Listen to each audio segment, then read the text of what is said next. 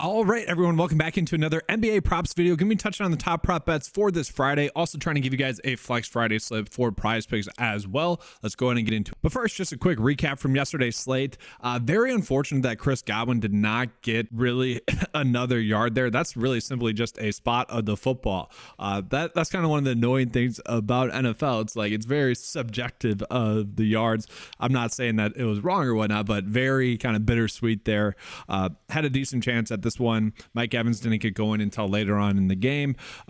We had some other NBA bets. The Bucks situation, I kind of got wrong. It does seem like it's going to be a Damian Lillard, Giannis Antetokounmpo really high usage rate roll right off the bat. So Brook Lopez, probably not looking at him. Hopefully you guys saw the injury report on Chris Middleton pretty much after this video was released that he was going to be extremely limited. I mentioned chances are we could be Xing him off. That is something that occurred then. And then Yusuf Nurkic was a player that I was pretty high on. He was there on average going into the second half. He just got into foul trouble in the first half with 3 fouls. And so I kind of limited his minutes a little bit. Obviously, we know in NBA that is going to be the case. But let's go ahead and get into today. So, guys, I will be touching on all the best prop bets that are available today to make our best Flex Friday slip. But I'm going to concentrate on NBA throughout the video and then touch on like NFL, maybe college football and hockey at the end of it. And shoot, guys, the hockey props, they haven't missed this year. And due to miss, it's like 10 for 10 or something crazy like that. So if I bring up a hockey prop, just know it's probably due to miss. They've been crazy lately. But looking at the game previews, I do actually like the game. Detroit versus Charlotte. Very close scoring game at 3.5 and decently high scoring at 226 on average. So that is seemingly a decent game that you could be attacking. I probably will be attacking. Denver versus Memphis. Also not a terrible game. You're going to see Xavier Tillman is going to be someone we're probably looking at. Obviously, the worry there is going to be foul trouble with him. Probably guarding Jokic there. That's always a big issue. Have some tidbits for Cleveland. Max Strus played a bunch of minutes in that one, 39 minutes. I mean, that was crazy. And maybe with Jared Allen out, that's part of the reason as to why. Really, all the games are kind of appealing. We do worry about Boston versus the Miami Heat. Boston almost 9-point favorites in that game. Some sites are giving him 9.5. Other sites are giving it 8. That is crazy. That's why I like using this tool to give us kind of the best indication of how that game's going to go. Toronto versus the Bulls. I don't know if you guys saw, the Bulls had a player-only meeting after the first game. I mean, that is crazy. Billy Donovan was like, it didn't seem like he was worried about his job or anything, but just kind of strange. He like walks in on them. DeMar DeRozan's leading the meeting and they pretty much just like, get out. So I don't know, something to monitor there. The San Antonio Spurs and the Houston Rockets, 2 teams that I'm kind of excited to watch. The Spurs, Jeremy Sochan operating out of the point guard spot. That is something that's going to be intriguing to me. That was a play that I mentioned on the Discord chat. Once we got confirmation that he was going to be the starting point guard for them, his fantasy score was so low, and we're going to see again his points and rebounds and assists is so low today. I would say that his probably fantasy score props are going to be low again. This is a big 11-game slate though, guys. Like, there's really no games that we should be staying away from.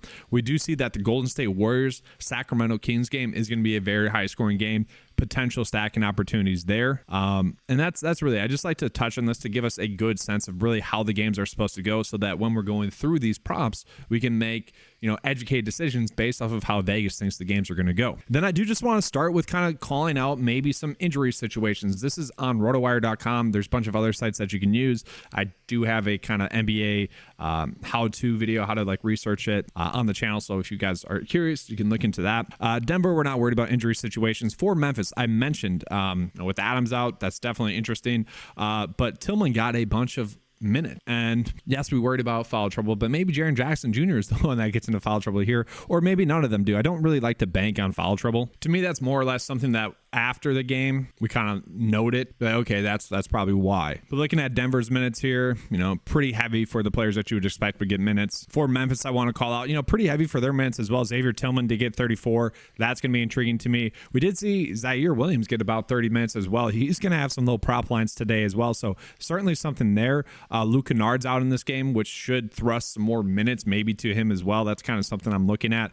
Obviously, with it being early on in the season, we're not really going to get many of those per 36 plays that we're looking at. I mean, we did have that yesterday with Maxey and Tobias Harris, which were, the top 2 prop bets on the slate. I made Maxey the cover boy yesterday. Those are kind of the situations I love targeting, is the per 36 plays where someone's out and, PrizePicks isn't adjusting correctly to it. and we don't actually have many of those today. Looking at Detroit, we did see heavy minutes for their bigs, which I love. You guys know I mentioned like Isaiah Stewart, Jalen Duren were two of the props that I thought were way too low yesterday, or 2 days ago, I should say. And then for Duren, you could argue it's pretty low again today, like 24.5. Now, he had 14 rebounds. That's probably not something that's going to typically occur. And then we have Isaiah Stewart at a pretty low number as well. Like, these two guys are guys that I feel like are going to have consistently good games. And that was against Miami, who last year was the most difficult matchup for opposing bigs. Now, in this same game, we also had PJ Washington, who was like literally my third favorite prop bet from 2 days ago. So he is someone that we could be looking at as well. And the thing with PJ Washington is he ended up shooting the basketball a lot, and he only went 1 for 6 from 3. Now, 12 for 18 on the day, like that is very good, but 1 for 6 from 3, you shift that to maybe 2 for 6, even 3 for 6. We know that's normally not going to happen, but maybe against Detroit where they're playing two bigs, you can kind of extend them out. And PJ Washington's a pretty athletic big. I'm not saying Stewart or Duren aren't, but he's more athletic than them. And if he can extend them out, maybe shot fake at the 3, gets an easy 2, or he's going to have a couple of 3 balls more available to him. Now, I did find it interesting. Last game for them, he pretty much played a bunch in the first half, and then in the second half didn't play as much, still ended up with 32 minutes. They did say that they were going to limit LaMelo Ball's minutes, guys, and it's funny because he ended up playing 31 minutes. So you had PJ Washington playing a full allotment of minutes at 32, and then LaMelo Ball, who was supposed to have his minutes capped, he played 31. So like that's where those minutes reports, unless we get it like directly telling us what's going to happen, kind of like with Chris Middleton yesterday after the video was posted, it's kind of like a wait and see approach, and it's tough to say for sure. Like, this was just hearsay with Ball, whereas with Middleton is actually reported. So I do think in those two games, those are going to be players that we can be looking at. Terry Rozier, had a really good game. Mark Williams had a bunch of rebounds in that game as well. Obviously, they're going to have to play two bigs. Maybe Mark Williams gets a little bit more minutes because, Stewart, Duren, Bagley as well, they didn't play James Wiseman. Detroit did not play James Wiseman, which to me is not all too shocking, but at the same time, something to monitor. If he's someone that does eventually start to get more minutes, then we need to monitor. But yeah, Stewart gained 35 minutes, guys. I mean, that is just crazy. I like that a lot. Then we continue on the Knicks versus Atlanta. Nothing really too much there for me. I will say the minutes were pretty heavy, as we'd expect for kind of the players that you would expect to have heavy minutes. DeJounte Murray was someone that was really popping data-wise for over fantasy points. He had himself a bad game. I mean, 3 for 14. And I'll use D'Angelo Russell as an example. Him in the opening night, D'Angelo Russell had a poor night shooting. Last night had a good night shooting. And so that is something I really don't mind to do, is when you have these guys that are high volume shooters that have a cold night, I don't mind the idea of going back to them in the next game. I was looking at Murray's props, so I don't see any just yet. The data doesn't see any just yet that are really popping. But at the same time, like, that's just something you could potentially bank on as well. And obviously, if he does shoot the basketball a little bit more, or shoot the basketball better, then he might shoot the basketball more as well. Continuing on, the Miami Heat, guys. Jimmy Butler got heavy minutes in this game, and I am very curious about Jaime Jaquez. I'm a UCLA fan. I thought, besides really the big three, he was, let me rephrase it. I thought he was like the best value draft pick in the draft. You looked at really in the tournament, if Jaquez and that UCLA Bruins team was healthy, I think they win the national championship. They got injured, and it was kind of unfortunate, but he was super impressive. He kind of fits the mold of a player that will do well in Miami. Now, I don't think we have any prop bets for him today, but just something to monitor there as well. I do want to call it the minutes for the Boston Celtics because they were pretty top heavy. I mean, Tatum, Porzingis, Jaylen Brown, Drew, and even Derek White, like, they were very much heavy, at least with like 6 players getting minutes. And so I am kind of curious about any props that we are getting there, because if they are getting that many minutes, that is something that leads to predictability. And so Derek White, I don't know if we really want to be touching Derek White for over points, maybe points, rebounds, and assists. That is something you could be looking at. Once again, though, Miami historically is a more difficult defense. Jaylen Brown, though, he's playing heavy minutes, had himself a bad game last game. I don't know if we really want to touch him. Tatum really went off, and he probably will go off again. Like, I know the game total is supposed to be low, and we don't love banking on that, but not terrible. Drew Holiday, I feel like we should be taking the wait and see approach on Drew Holiday now. Is he going to have that bad of a game again? Most likely not. Like, it's just one of those situations where you have 4 guys that can really go out and do well. Tatum's going to be the horse night in and night out, and that's just going to be one of those other 2 players, and that could easily be Porzingis again. Like, he kind of looks refreshed, energized, refreshed on this Boston Celtics team, and maybe he's someone that continues to step up into a big role. But given how Miami typically has been able to defend bigs, I don't know if I want to touch that just yet. I did want to bring up a point as well just before I pass way too far over it. Cade Cunningham, guys, holy crud. He played 36 minutes, which not surprising, but 27 shot attempts. That is crazy. And that kind of echoes the point of I actually like that Detroit Charlotte game for some stacking opportunities there, because if you can, like, they're getting good minutes on both sides of the basketball. I think that could be a sneaky close game. And I mean, so many shot attempts there. And if we look, I would argue that given his shot attempts, all the data that we're getting on him is probably a little bit too low, especially with Terry Rozier defense for a majority of the game. Ball is I shouldn't say pretty good defender. It's not really true. They can be good, like NBA players, like especially guards like that. They can be when they choose to be, but obviously they're more focused offensively. So I don't mind that. I mean, 22 points for him while he's getting 27 shot attempts. Like, we don't expect that number to continue, but it is a very intriguing line, just given how many shot attempts he got, especially given the matchup. Then we continue on. Oklahoma City. I don't know if I really want to touch anything there. I do want to call out the Cleveland Cavaliers situation, because Darius Garland is currently questionable, guys. Jared Allen is already out. And so we do just kind of need to look at that team in general. Evan Mobley was someone that in DFS was very much chalk because he was at a low price tag. He had himself kind of a poor game. 3 personal fouls. He just didn't really do much, though. Like 10 points, 5 for 11. That's not terrible. Only had 6 rebounds. Didn't have many assists. Like, it seemed like it was just an off game. And if you get him going against Chet Holmgren for a decent amount of the game, you kind of expect Evan Mobley to win that matchup more times than not. And maybe he gets the same amount of blocks. He had 2 blocks in that game. That's probably something I think we could almost project him to get again. I'm expecting a better bounce back game for him. But yeah, Max Strus played so many minutes, guys. 39 minutes in that game. 9 for 17, 7 for 13. Obviously, he got hot shooting the basketball, and I think that's why we saw his minutes get extended there. But 12 rebounds, 2 assists, 1 block, 1 steal. Like, he had himself a pretty good game. We're not getting any props on him just yet, but that is something to monitor. If you guys are a 9to5 member with the cheat sheet, if his over bets are popping as one you want to be targeting, I feel pretty encouraged about that, just given the fact that it does feel like those minutes are locked in, especially when you factor in that maybe Garland's out as well. So that just might thrust minutes more so elsewhere. Like, LeVert wouldn't be coming in for him as much, and just like stuff like that. So I think we could be locking in those minutes even more.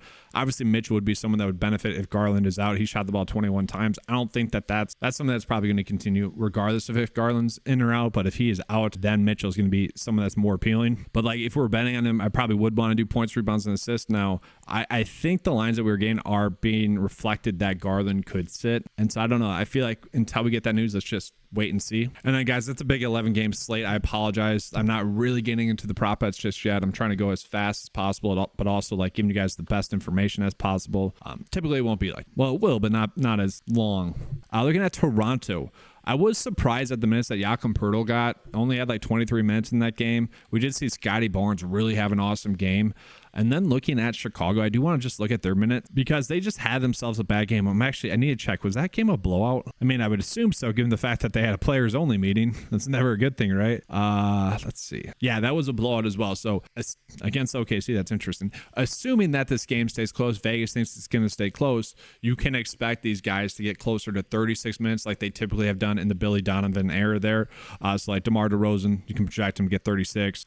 Vucevic, you could probably project him to get 36 or so as well. So those are 2 players that I think are going to have better games. Then Patrick Williams is something I want to call out as well, because he is someone where his over rebounds are actually popping up on the cheat sheet here for 3.5. This has a strong likelihood to hit. We can see the production data likes that at 3.8. And so once again, if we see him get more minutes in this game, it's going to be tough to imagine like 3 more minutes, 4 more minutes. It's going to be tough to imagine him not getting at least 4 rebounds in this game. Doesn't feel like a lock, but something you could use. Continuing on, Houston, they are kind of banged up a little bit. I mean, the players that are going to get the most minutes are there. It did feel like Jalen Green kind of took a back seat to Fred VanVleet, but I also think that's just partially due to the fact that he had a poor night shooting. Like, he's not someone that's going to force shots up if he's having a poor night shooting, especially with other players playing well, which was honestly mostly Sangoon. Like, the Rockets didn't really show up. And so this is kind of like a typical bounce back spot I think we could be on, where Rockets had a bad game. You don't expect that to continue. They're not projected to be like an extremely horrible team, like that bad. And Orlando's not projected to be that good of a team either, but like, you do expect that to bounce back. Vegas expects it to bounce back. So I don't mind going in on some of those guys, and I'll touch on the props more, guys, as we go, I promise. But like, just looking at it, I do think maybe Sangoon we could be looking at. I'm not too worried about the San Antonio matchup. Fred VanVleet, someone that you expect to have a better game, And part of the reason why I'm not pulling up the PrizePicks board as much is because it keeps bouncing off the screen, which is super annoying. Jalen Green, you would expect to have a better game as well. But I want to get into the Spurs because, man, I like a lot of the spots that we were getting on the Spurs. So we did see, and we are seeing that Sochan is expected to start. I love that there at point guard, I should say. Then we also look at the minutes. Devin Vassell had himself a pretty big game. Heavy minutes there. Keldon Johnson, who I really like as a player, 32. Zach Collins played 32 minutes there as well. He's someone that I think will have a better game there. And then we had Jeremy Sochan playing 29 minutes in that game. Like, we look at Jeremy Sochan, I want to start with him. He had himself a pretty good game. 21.5 is his points, rebounds, and assists in this game. And I would rather probably go fantasy score once we get that, guys. We aren't getting that just yet. But part of the reason as to why is because you would expect him to get a steal or a block or so, which should offset the turnovers that he gets. But it's just a higher usage rate role. You know, you're playing point guard. That's something we like to target. And I don't think his prop lines are being reflected into that role just yet. But another player I want to call, Devin Vassell, had himself a pretty good game. 35 minutes, had a good night shooting, but not exactly. Like 1 for 6 from 3. So that kind of tells me there is room for, honestly, improvement there. Very solid game. Like, I do think we have a stacking opportunity in this game. That being said, like, Keldon Johnson had the game that I would expect him to have. He's just a solid overall player. I like Keldon Johnson a lot. And then Zach Collins, I want to mention as well. He was a little bit of a disappointment in the last game. Played 32 minutes, though. He didn't have his normal typical stats. I'm wondering if that's a little bit due to Victor there, but also, I mean, he's someone we could be looking at for potentially fantasy score as well. 2 blocks, 1 steal. He is someone that just hits the stat sheet hard. Okay, you'd expect him as a center to get more than 5 rebounds, and he's someone that does get assists as well. So, like, once again, I do think we have a stacking opportunity here. And then continuing on, Brooklyn, they are going to be without Nick Claxton in this game, and he did play in the first game as well. So that's definitely something to monitor. I'm wondering if we're actually going to see like Ben Simmons play a little bit, maybe potentially in the center, or maybe they shift to a smaller unit. They're going to use him in weird ways. That is what I'm assuming. Now we look at the minutes there. Mikal Bridges got a lot of minutes. DFS actually had a lot of minutes. Cameron Johnson, Cam Thomas over Spencer Dinwiddie. That was one of the things that I feel like I got wrong. A lot of Brooklyn Nets players or fans are calling for Cam Thomas to get more minutes over Dinwiddie. So definitely something to monitor. Sharp is the one that is expected to start in replace of Nick Claxton. And we just look at the per 36 production from last year here with Nick Claxton off the court. We do see Sharp on a per 36 basis. He's not going to get 36 minutes, probably 25 or so. He is someone we could be looking at. We're not getting any props for him just yet, but I do think Ben Simmons is going to step up into a decent role there. Someone we could be looking at. And I did just notice we do have fantasy score lines out for them, and I'll refresh this at the end of the video because I do think that those are typically the lines we want to be chasing. Ben Simmons at 20.6 is interesting, just given the fact that we know block or steal. We probably need to get 2 from him there for him to get this over, but I don't know if that's exactly high enough compared to his points, rebounds, and assist prop, because 8 assists, that's a lot of points there because it's 1.5 for an assist with fantasy score. And then trying to close up kind of faster here, guys. We do need to monitor Anthony Simons there. Portland had themselves a terrible game. Malcolm Brogdon actually played well. Is it a hot take to say like Malcolm Brogdon is probably their best player? Like, I know injury situations aside, he's like a pretty solid player. He's not for their future. He's not going to be someone that gets a lot of minutes. Maybe Jeremy Grant. It will eventually be Scoot Henderson. We know that. Simons is someone that's pretty good. Aiden was kind of the big disappointment. Only 23 minutes in that game. Did get in a foul trouble. He is someone that, guys, he got in a foul trouble, still had 12 freaking rebounds. Okay, give him a few more points there, and he's someone that should have a better game. Now we're not getting any props there just yet, but yeah, that's, you guys will be able to tell like whether his prop liner is low or not, but that is someone I think we should be monitoring. And I just want to call out the Orlando Magic minutes that they had there. Banchero only 28. That game was a blowout. They didn't need him to do much. Wagner had himself a pretty good game there, 19 points. This is kind of the team though, like they can very much spread out the production and the minutes, and so that's a little bit of worry. Like Markelle Fultz, he did get us over 4 rebounds. He had 3 in the first quarter, and then only 1 rebound after that, a little bit tighter than it seemed like. Only 25 minutes for him. I am curious as to what their minutes will be like in a close game. And then just for what's worth, this game is a game where it's supposed to be high scoring. If you just want to bet a lot of the overs here, I don't hate that idea, where we're just trying to get a game stack. Now let's go ahead and switch up and just get into which props are going to be the best props. I'm going to refresh the data on my end because I've been talking for a while, and then I'll show you guys the best props. All right, so here's something that's kind of funny to me. Like Patrick Williams is someone I mentioned for his rebounds. Someone we could be looking at fantasy score. Data really thinks the under is the move there. Very much heavily favoring the under for his fantasy points at 19.5. Like I said, do you think the Bulls are going to get more minutes? But that's something we could be looking at. And I should show you guys here real quick. These were the top 6 prop bets from yesterday. If it wasn't for a late Tobias Harris 3, that one hits as well. But we can see pretty good results there. Like the data was correct. Now it's tight, don't get me wrong, but more times than not, we're going to trust the data and the data is going to be correct. And so if you want to go Patrick Williams under fantasy score, I get it. The projection data likes it at 19. The average sportsbook line has 17.5. We are seeing Jaren Jackson Jr., the projection data, and this is where I like to have the projection data in there as well. It's telling us a different story than what Vegas is expecting. So to me, I don't know if I exactly want to touch that one. Aaron Gordon, a little bit tighter, but we can see both the projection data and the average sportsbook line is telling us the story. Do want to mention the underdog lines will come out later on in the day for fantasy score. They've been lagging there. Derek Lively as well. This one seems to be a little bit too tight for me. Now, the average Vegas line would have it set at 24.5, but they would be favoring the under pretty heavily there. And I do want to call it with like Derek Lively. He was someone that got a lot of minutes in that game. And so if that's something that continues, certainly something that I will be interested in. But tonight, the data doesn't like him, so I'm staying away from it. Continuing on PJ Washington, I don't like this, guys. I would actually much rather want to bet the over for PJ Washington. By now, you guys should know I really like PJ Washington as a talent. But maybe we're just staying away from that one, honestly. I mean, 32 minutes, we don't love that, but still very low number for him. Then Joachim Poeltl, I don't love this one either. Joachim Poeltl, it was very strange. I didn't like the rotation there. He didn't close out the first half, and he didn't close out the second half yesterday. 2 days ago. I keep saying yesterday, sorry. Last game. Maybe against Charlotte, they'll try to give him more minutes, but obviously against Minnesota, that's 2 bigs. And so highly alarming that he only got 24 minutes in that game. If he does get closer to 28, which was his projected minutes in that last game, then yeah, he should be able to get this over fantasy score. And if we look at it, I know, well, I'll pull it up here on PrizePicks. Like if that happens, then he should be able to get the over. And he did get the over at this line last game. So yeah, I can be on board with that one. Xavier Tillman, I do think he's someone I want to be looking at just in general tonight. And I'm actually curious. Let's take a peek at the fantasy score props that are out there. Any that stand out? He's at 29. Not terrible, honestly. If he's going to get heavy minutes, the worry is foul trouble. If he stays out of foul trouble, that's something we could be looking at there. Isaiah Stewart at 24, I'm just going to be playing. I really don't get that line, guys. I don't care what the data says. It's too low.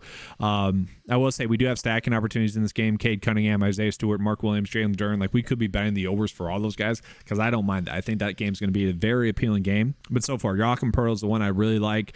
Tillman for over 3 assists. I'm fine with that. We can see the data is like saying it should be at 3.5. Derek Lively for over points. And that's funny, right? We just saw the under is probably one of the better ones for him for fantasy score, but points is telling us 9.5. If you guys like the points better, by all means, roll with that. LaMelo Ball for over 39.5 fantasy score. Like his minutes were supposed to get limited. We saw that news and they weren't. He had himself a pretty good game. If he gets a little bit more minutes in this game, closer to 32, 33, then he should be able to get the over there. And then just continuing on, DeJounte Murray for over 4.5 rebounds. I am fine with that. I'm actually going to load up on that one if that one is still there. Gordon Hayward for over 4 assists. I'm fine with that one as well. I think he's going to kind of played that role for them. Kyrie Irving for over 4.5 assists, another pretty good one that we are getting there. Marcus Smart for over fantasy score, not a terrible one. We can see the projection data actually really likes Marcus Smart tonight. I don't really get why. Not terrible there. And I'm just going over this, guys, so you can see which props you like the best. Now, I do want to show you guys some other props that are out there just in general today, and then I'll be getting out of here showing you guys the bet of the day. So here we got one. Robert Thomas for under 0.5 assists, about a 55% chance for that one to hit.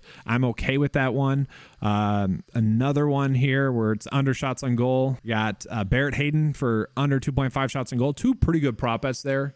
We can see the projection data really doesn't like that one. And then just real quickly, get into some MLB props, guys. We have 2 good MLB props. This is rare. Like, we haven't gotten this in a while. Like, the kind of rule through the MLB season was when we have a situation where the PrizePicks line is lower than the average Vegas line by 2 or the projected data by 2, and the projection data by 2, we were hammering those home. Those were hitting at like 3 out of 4 times. It was insane. And so we got 2 of those. And I'm not saying that's going to happen. Like it's the World Series. Weird stuff's going to happen. But 2 very good props. I'm perfectly fine using those 2. And then I do want to show you pitching fantasy score. I don't trust this one. Zach Gallen has kind of gotten beaten up the last 2 games, but his line is very low as well. And the one thing about the pitching fantasy score props this postseason is that they've been hitting at a pretty good rate as well. Like higher than the 54% percent rate that we want to be targeting on every slate. Been much better than that. And then we get into college football here, guys. The nice thing about PrizePicks is they went ahead and updated their Flex Friday rules. It used to be that was only on Friday could you use the slip for. No, now it's going to extend until really the prop bets are done. That's when it'll close out for you. So we do see Lawrence Arnold for over fantasy scores, a pretty good one. The underdog line would have it set at 9.46. So honestly, probably a better bet there on underdog. The average Vegas line would have it set at 9.8. The projection data had it set at 10.4. So not a huge edge, but is one of the better prop bets that we're getting. And we do see Drake Stoops is actually not a terrible one there at under for 59.5 receiving yards. And then lastly, if you just want to toss in some props that are most likely going to be pushes, we got Desmond Ridder for 1 passing touchdown. The under is heavily favored for under 1.5, but since the line is set at 1, it's very likely that's going to be a push. Same thing for Sam Howell. We got Joe Burrow rushing yards. I don't know if we want to be touching that one. I think a lot of people will like this one. Brandon Ayuk for over 4.5 receptions. That's a pretty good EV bet you could be writing out for Sunday. Other than that, Terry McLaurin as well, 4.5 receptions, not terrible there. I'll touch on the NFL in another video. Let's just go on and get into the bet of the day. I'm pretty excited. I'll show you guys a couple of different lineup paths you can go for your slip. All right, guys, so looking at my bets of the day, I'm going to give you guys 3 different slips for this one. We're going to start out with the one that I kind of view as the best. Now, I do like Isaiah Stewart for over fantasy score. The data is actually telling us to bet the under there. That is where I'm kind of saying the early season NBA data is maybe not the best. We'll see. Yakin though, however, is one of the better over fantasy score prop bets. You guys know I like to chase the over for the most part, but we are seeing 2 situations where in hockey we're getting 2 less than opportunities there. I do want to caution, like, we have not missed the hockey bet yet. That is due to miss. Okay, like if it misses tonight, if they both miss tonight, would not be shocking. We had 2 good hitting fantasy score props. Those are the ones that I like the best for tonight. But let's talk about just some like NBA ones and then some good EV NBA ones as well. So then we are looking at these ones. Like, these are kind of just the best prop bets that we have available on the board, except for Isaiah Stewart. Want to make that clear. That is more a me thing. But then, and Jeremy Sochan as well. I was curious to see where his fantasy score comes out because I feel like that's going to be the good one. But if we get him operating out at the point guard for a decent amount of this game, again, I like that a lot. That seems very low for him. But he is someone that can kind of get it done via blocks and steals as well. Zach Collins is someone I want to look at for fantasy score as well. We don't have that prop out just yet. But the data really like these 2 for less than fantasy score. I'm struggling with those, honestly. I think Patrick Williams is going to get a little bit more minutes in this game. It's tough. Early season NBA, I will default to trusting the data. I will say more times than not, when I'm mad at myself, it's for not trusting the data. So I'm just going to do that here. And then again, here's not a terrible one. Just kind of just looking at NBA only, more for only over bets. If you guys are someone that likes to do those only, we're still going with Yakin, Isaiah Stewart. Cameron Johnson was actually one of the better fantasy score props for over. I still like Jeremy Sochan there. And then we're seeing Xavier Tillman, Derek Lively as good ones as well. I will say Ben Simmons for over 26.5 fantasy score is intriguing to me. I do think we could see him get a little bit more minutes as a big. Do remind you guys of the promo that's currently going on the 9to5 website. Make sure to take advantage of this. You get 50% off your first 9to5 month membership. That's going to be available for new members only. Use the promo code NBA to get access to that promo code. This is going to be valid for another 3 days, so take advantage of that. But that is going to be all for this video. Hopefully you guys enjoyed the coverage. If you did, make sure to give a like and subscribe. Appreciate you guys all. Let's have a good slate today, and as always, let's keep cashing.